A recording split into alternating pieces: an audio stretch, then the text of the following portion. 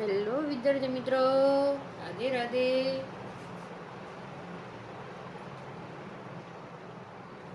તો આજે આપણે નવી અપડેટ મળી ગઈ છે કે ટાટ હાઈ સેકન્ડરીમાં કટ ઓફ કેટલું રહેશે અને ક્યારે આવશે, બરાબર.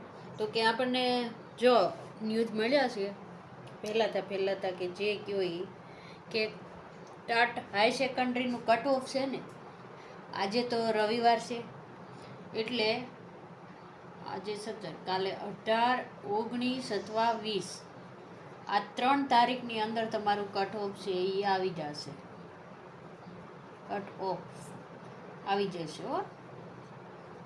જો આપણને માહિતી મળી છે એના આધારે આપણે કહીએ છીએ મોસ્ટ ઓફલી તો કાલે જ આવવાની શક્યતા છે. ક્યારે? કાલે 18 તારીખે. 18 તારીખે નહીં આવે તો 19 ને 20 તારીખે આવી જશે, બરાબર. કટ ઓફ કેટલું રહેશે તો કે આપણે દર વખતે કીધું છે કે કટ ઓફ છે એ 65+થી 75ની વચ્ચે રહેશે. કેટલાની? 75ની વચ્ચે રહેશે. શું કામે?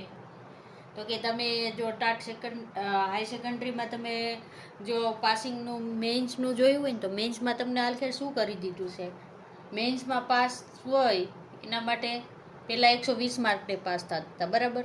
મેન્સમાં 120 માર્ક પાસ થવાના હતા. કેટલા હતા કે નહોતા? તો કે હતા. પણ આ વખતે પરિપત્રમાં શું કહી દીધું તમને? જનરલવાળા 120 અને કેટેગરીવાળા 110 માર્કે પાસ થશે. કેટલાય થશે? 110 માર્કે. તો કેટેગરીવાળાને અલગ આપી દીધું. જો અહીંયા પણ એવું થઈ શકે, જો થઈ શકે હો, આપણે નથી કહેતા કે ધારો કે 35% પાસ થવાનું લખ્યું હોય, બરાબર. 35% તો જનરલવાળાને કેટલું આવે? તો કે 70 આવે, બરાબર. 70 કટ ઓફ આવે. અને એ જ જગ્યાએ જો આ રીતે 110 માર્કે કેટેગરીવાળાને પાસ થવાનું લખ્યું, એવી જ રીતે અહીં કેટેગરીવાળાને કરે, બરાબર. તો કેટેગરીવાળાને કેટલું થઈ જાય? તો કે 60 થઈ જાય. તો 60 થઈ જાય. પણ આપણે એ રીતની ગણતરી કરીએ તો 60થી 70ની વચ્ચે રહી શકે. પણ આપણે 65 તો ગણીએ જ છીએ મેઇન. પ્લસ વાંધા અરજીવાળાને ગણાઈને ઘટતા હોય તો 1-2 માર્ક આવી જશે. એટલે કટ ઓફ છે ને તમારું આટલાની વચ્ચે રહી શકે. કેટલાની? આટલાની વચ્ચે. શું કામે? તો કે નક્કી ન કહેવાય. મેન્સમાં આ રીતનું કરી દીધું છે તમને, બરાબર. પરીક્ષા પહેલાં જ તમને ચોખવટ પાડી દીધી હતી. કેટેગરીવાળાએ મેન્સમાં 110 પાસ થવાનું અને જનરલવાળાએ 120 પાસ થવાનું છે.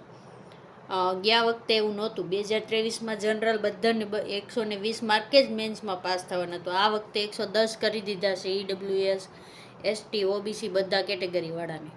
તો કટ ઓફ પણ એવી રીતે કરી શકે છે, ખાલી 2 રીતે. અને નકર પછી જનરલ આપે તો જનરલ તો આ ગણવાનું જ છે. જો કેટેગરી વાઇઝ આપે તો આ રીતનું પણ થઈ શકે. જો થઈ શકે પછી એમ ન કહેતા મેડમ તો અફવા ફેલાવે છે, એવું નથી કહેતા આપણે. થઈ શકે એવું કહીએ છીએ, બરાબર. તો કે કેટેગરી વાઇઝ નહીં રહી. કેમ કે ઓબીસીનું આટલા પાસ થયા છે કે આટલું ને, એસટીનું આટલું ને, બરાબર, જનરલનું આટલું ને, એ રીતનું નહીં રહે કટ ઓફ. કટ ઓફ આ રીતનું નહીં રહેશે. તો આ રીતની રહેવાની શક્યતા છે. પણ એ પણ તમને હવે આપણે 1 થી 2 દિવસનો ઇંતજાર કરવાનો છે. કાલે 18 તારીખ છે. 18, 19 ને 20 3 દિવસમાં તમારું કટ ઓફ ગમે ત્યારે આવી શકે છે. કટ ઓફ જાહેર થશે પછી તમારી ફાઇનલ આન્સર કી આવશે ને પછી ઠેઠ તમારું રિઝલ્ટ આવશે, બરાબર. રિઝલ્ટ તો તમારે સમજી લ્યો ને કે જૂનની શરૂઆતમાં જ ગણીને ચાલવાનું છે. ક્યારે? જૂન મહિનાની શરૂઆતમાં. તો પછી જૂન મહિનામાં 1 થી 8 તારીખની વચ્ચે આવી શકે રિઝલ્ટ. ક્યારે આવે? જૂનમાં 1 થી 8 તારીખ, બરાબર. તારીખ વચ્ચે ગમે ત્યારે આવી શકે, વચ્ચે ગમે ત્યારે આવશે. અને બધા એમ કહે છે, આપણે ખુદે કીધું છે કે 28 તારીખે પરીક્ષા આવી શકે. પણ આ ભાઈ રાજ્ય પરીક્ષા બોર્ડ છે ને વેકેશન ચાલે છે, તો એ આડા દિવસે જો પરીક્ષા લઈ લે તો તમારી લેખિત વહેલી પણ આવે. શું કામે? રવિવાર સિવાયના દિવસે લેવી હોય તો પણ લઈ શકે ને, વેકેશન હાલે. શનિવાર છે, શુક્રવાર છે, ગમે એ વારે લઈ શકે, જો એને મજા પડે તો. આટલા દિવસે લેશે તો વહેલી આવશે, બાકી આપણે 28ની આજુબાજુ 28 જૂન અથવા એના પછી જૂન અથવા તેના પછી આવી શકે, તેના પછી એક્ઝામ આવી શકે એમ છે, બરાબર. અને જો કટ ઓફનું તમને કહી દીધું, બધું કહી દીધું, તો હવે જે મિત્રોને 65+ કે 60ની આજુબાજુ થતા હોય ને એ પણ મેન્સની તૈયારી કરજો, જેમાં ઘણા માર્ક ગ્રેસિંગ આવવાના છે તમારા, બરાબર. કેટલી અરજી થઈ છે તમને ખબર છે? આમાં 3000+ વાંધા અરજી થઈ છે. કેટલી અરજી થઈ છે? વાંધા અરજી લખી દઉં, સોરી, વાંધા અરજી થઈ છે, તો કાંઈક તો માર્ક સુધરશે ને. કમસે કમ 7 થી 8 ન સુધરે તો કાંઈ નહીં, પણ 5 તો મિનિમમ સુધરશે જ. એથી ઉપરની જ વાટ રાખો, એથી નીચે કોઈ કાળ નહીં જાય આંકડો, બરાબર.